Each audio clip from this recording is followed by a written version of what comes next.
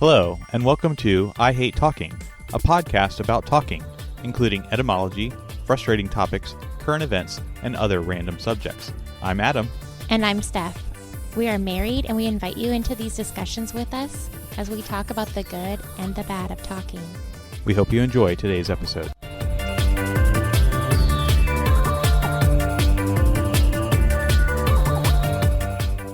Welcome to episode 59 of I Hate Talking. Hi, everyone. Now, we've used these two phrases in a couple of previous episodes, de minimis and ad valorem, and we will just give a brief definition for those that may have missed those episodes, or you can go back and listen to them. But we did not spend any time getting into the etymology of those phrases since they were not the official word or phrase of the episode, so that will be our plan for this episode. Okay, cool. So, de minimis is a type of rule as it relates to tariff for a certain threshold dollar amount. So when we were talking about it, it was $800 of goods that were being imported into the U.S. from China, and then ad valorem as a type of tariff as well, where that is a percentage of the goods that is charged as a tax upon the import of those goods. Okay, wait, say the first one again. De minimis. Yeah, what's that mean again? So it's basically the threshold value. So in the real world example, if there was goods that were more than $800, they were subject to tariffs. And if it was less than $800, they were not subject to tariffs. Okay, because their value wasn't high enough. Correct. All right. And then the second one, say it again. Ad valorem. Okay. And what's that? And that's, instead of a flat tariff, it's basically a percentage fee charged based on the price of the goods. And can an item be both tariffs based on its value and its percentage? Yes, you could have some import that would be subject to the de minimis rule or the suspension thereof, as well as a ad valorem tariff. Okay. And the ad valorem tariff, that's kind of like a sliding scale idea? Correct. So similar to a sales tax where you might pay 10% or something as sales tax, basically ad valorem. Similarly, if there's a tariff of 30%, then that percentage would be applied to the price of the goods being imported. Oh, okay. So starting out with de minimis, it does come from the Latin, and it comes from actually a longer phrase, de minimis non curat lex, which is the law does not concern itself with trifles, or the law does not take note of trivial matters. So basically, I think we can see in the de minimis rule that if there's a certain threshold and goods are below that threshold, they are considered trivial. Okay. So literally, minimis means smallest or least. So again, sort of that aspect of being so small or non-consequential that it would not even need to be subject to a tariff. Right. Yeah. When I think I thought something similar when you use the word initially, because it sounds like deminimizing. Like if someone deminimizes something, they're saying it's not as important or kind of shrinking it in importance. Yep. So I think that's the right thought there, the concept in terms of there being an import that is so small and it is unimportant that this rule would apply. So as I'm thinking about it, in my example was like, I feel like you're minimizing me in a conversation, right? But initially I thought, I think you're deminimizing me in a conversation, but it's not, right? And I'd be saying minimize me. Or is it deminimize? Well, there's probably the same root words in minimize or minimization as the Latin minimis, where it is saying basically you're making something of regular importance or regular size and you're minimizing it and making it smaller and less important. Mm-hmm. But when we're talking about de minimis as it applies to tax law, it's actually probably more of the aspect of just being trivial because it is so small. So it's more of the literal Latin phrase, it's small, it's trivial, and therefore is so small that it does not need to be concerned with tariffs. Yeah, that makes sense. And then ad valorem, probably not a surprise that that is also a Latin term, and it literally means according to the value. And then that basically is a Latin phrase that we use within a variety of tax law, especially tariffs and things of that nature. But it, as we've said, it basically means a percentage of whatever goods are being imported. But it can also mean really anything in terms of any goods or sales that have an imposed tax at a certain rate or percent of value. Okay. So those are our two phrases of the episode. And like we said, already talked a little bit about the definition in some previous episodes, but either you didn't remember or you haven't listened to the episodes or you simply forgot, because I think we went into a bit of the definition again in this episode, but hopefully it's helpful to our listeners. Are you saying that I didn't listen or I forgot? Or are you speaking to the listener? I'm pretty sure both. Yeah, I had forgotten. Well, did you forget that we were also trying to find out about if the Europeans, or really the British specifically, would use the word app? No, I didn't forget. Or I guess I sort of forgot, but I remembered when you told me. I remembered after you said it. So yeah, I guess I forgot. Yep, so that was in our app, and reporter episode. And I did have the opportunity to question a gentleman that currently resides in France, but he is originally from the UK, on this very question, if the word app would be used in a more European English-speaking lexicon, or if they would always use the full word application when referring to a phone program or a computer program. And would you care to guess on what his response was? I think they're going to call it an app. So he says that in formal conversation, they would always call it an application. However, there is, in the more modern discussion and modern usage of the word, that perhaps the younger generation would be inclined to use the word app as a shortened form of application, and that even quote-unquote mothers would know what they meant if they were to use that word app, and that they were referring to application. So they'd view it as slang. Because I don't think we view it that as like a slang word here. But that would be more trendy word for them. Precisely. So, Yep, I think that if they wanted to ensure people understood what they were talking about, need to use the word application. But I guess the younger generation, app, would be perfectly fine. But yes, as you said, perhaps more of a slang term in the more European English-speaking nations. That's cool that you got to talk to him about that. There's a lot of slang. I mean, there probably has always been, right? But nowadays, it cracks me up. And I get the biggest eye rolls from our children if I use the phrase. And I never use it intentionally. I always use it to be goofy.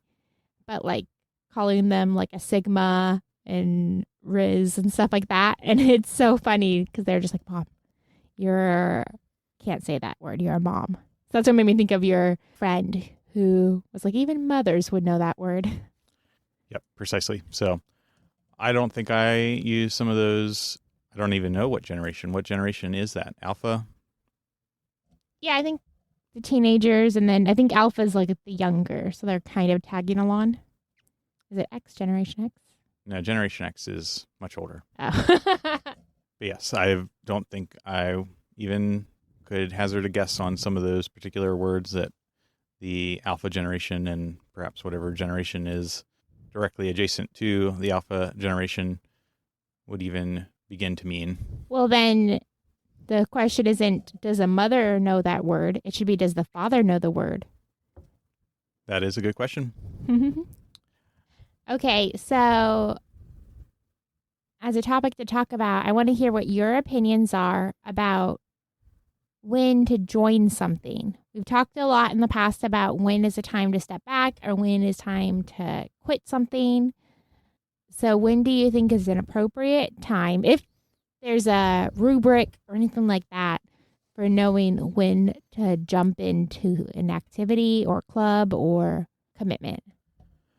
So I don't think I have a predefined rubric per se, but some of the things that we touched on in the last few episodes that you were alluding to in terms of when to quit something or when to step back from something, or perhaps in our discussion on volunteering, the derived sense of value or even the real value that you might be able to impart to a particular organization as a volunteer, that at least those two things immediately come to mind. Now, maybe that's just because we've been talking about them in the past couple of episodes, or maybe those are the top things to keep in mind when you are considering adding to or joining to some additional organization or adding responsibility. So one would be just your or mine current availability and workload and what is already existing as roles and responsibilities. So those things must certainly be considered before you add additional roles and responsibilities through a commitment to some additional work or organization or whatever the case may be. And then also the value piece of it. So what you are engaging your time in to some degree must be valuable or impart value to whatever you're doing. So those are the two things that come to my mind. Again, maybe just because we've been talking about it or because those are truly the top two things that one must consider when you are deciding whether you commit to something new or let it pass on by. How much social pressure do you think plays a role? Yeah, I'd say there's definitely some aspect of social pressure.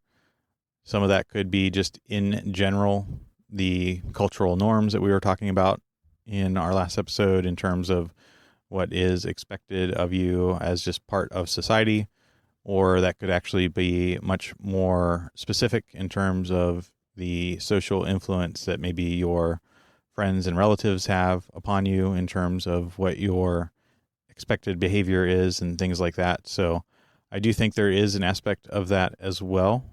But I think if there is something that is worthwhile and you have the time and ability to do something, that could be decided upon without any social pressure at all. If it is, like I said, the right thing to do and you have the time and capacity to do such things. Do you think there's a type of person or personality that'd be more inclined to join something or commit to something versus another individual? Yeah, I certainly think so, that perhaps those that have more of a affinity towards people and derive some of their value as a person from helping others will be more inclined to commit to something. There's also, again, I think we're talking about this in more of the volunteer sense where you're doing something that perhaps you're not going to get paid for or is going to be something that is above and beyond sort of your normal career. But you can even have the same aspect in a job where maybe you're asked to take on additional responsibilities and perhaps would do that with the intended outcome that you would be promoted or get additional wages. So there can also be that aspect of it as well that maybe would not depend as much on the personality type, that may be more universally a motivator for certain people to do certain things and commit to them. Like it could be situational, you're thinking?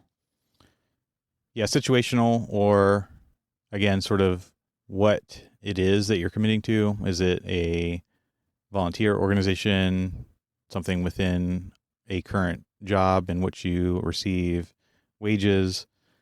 So some of those things to be considered, not just the situation itself with the people that are involved or the specifics of the situation, but even just those general categories as well.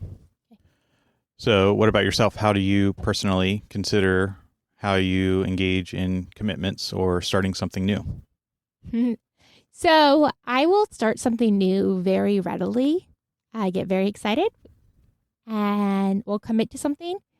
And then halfway through the project, I tend to be like, oh, my energy and my commitment level start to wane and I start to get frustrated. So then that's when I have to look at what kind of commitment it is.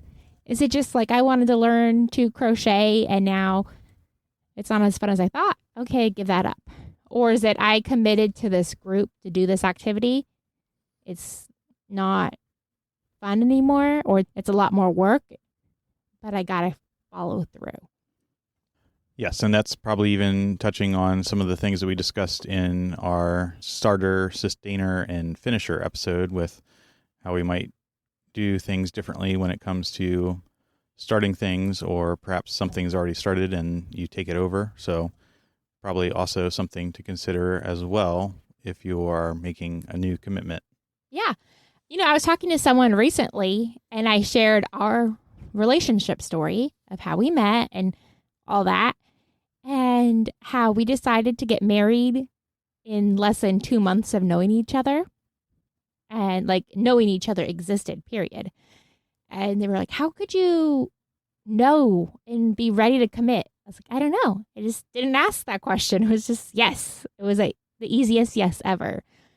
So I feel like that's very easy for me because I tend to be just a jump in yes kind of person, but you're not. So how would that kind of situation, like getting engaged in 2 months or anything like that, play a different role? Yeah, so I think I will have some of the similar things as you and some of the same outcomes, where if I do make the decision to commit to something, it is a relatively easy yes when I come to that conclusion, or it may be a relatively easy no if that's what I come to the conclusion on. But I will probably do that decision making over the course of time, where I will reflect and consider and analyze all the different aspects of a particular commitment. But then once I do reach that decision, that I'm relatively committed to it and will continue on that path with a lot of commitment or energy or whatever better word could be used there to describe that. A better word. Well, good thing we're a word about etymology. So then you think that it wouldn't be hard for you to say yes to getting married in 2 months? Yes, I don't think it was hard, but I think there's a lot of activity and conversation and personal thought during those 2 months. So it wasn't like day 1 arrived and then day 60 arrived and nothing happened in between, but there was quite a bit of things in between, with considerations being made and thinking of different decisions and outcomes and things of that happened in order to perhaps arrive at the decision, and to an outsider would look like a fast decision. But like I said, there was a lot of considerations over that 2 months that drove that decision. Okay. Because I compare it to, you have a big birthday coming up, not immediately, but in the future. And a life goal you've always had is going to Germany. And for this big birthday, I've said, we need to go. Like, I really want to prioritize that. And I feel like you're having a hard time committing, because I'm like, we have to put money aside. We have to prioritize this. We need to take you there to celebrate your birthday. If this is something you've always wanted to do in your life, and you've also always wanted to get married and have kids, how is it harder for you to say, yes, I'll put this money aside and we're going to go on this trip to Germany versus saying, yes, I will marry this person? Well, perhaps it goes back to what we were discussing at the start of the episode, is the impact on others and how decisions have an outcome not only for yourself, but also for others. And that decision for this particular trip feels a little bit personal and selfish, but as you said, it's something that I have wanted to do for a long time, and I guess I still have not reached the conclusion that it will happen.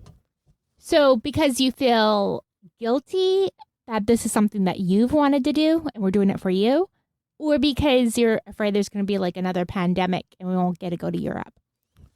No, more that it would detract from something else where the funds could be used for the kids or just general life costs and things like that. So on this podcast with all our listeners, can you commit to saving the money so we can go? No, I cannot, because I don't make decisions on the spot. So maybe that would be something that you would be able to do, but I'm not comfortable doing that. In 2 months, you're ready to commit to that?